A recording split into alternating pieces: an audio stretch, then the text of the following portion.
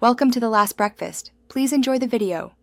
You begin by verifying prerequisites: a game object with a renderer and a material.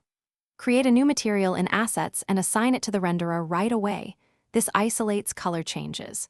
If you use URP or HDRP, make sure the correct shader graph or lit shader is selected, because shader determines which color properties are exposed.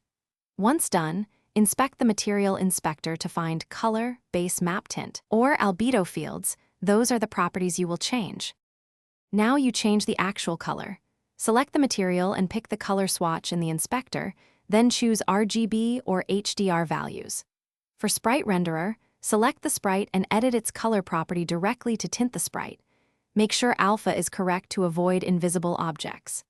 If you need emissive or metallic effects, tweak emission color or metallic/smoothness sliders.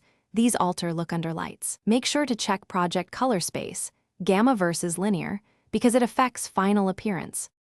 Finally, apply color changes at runtime using C#. Get the renderer, then assign material. Color equals new color, RGBA. Use material versus shared material deliberately. Material instantiates a copy, shared material changes all users. For URP/HDRP or custom shaders, use material. Set color, base color, color, or the correct property name. If the color doesn't update, verify you are modifying the active material instance. The shader exposes that property.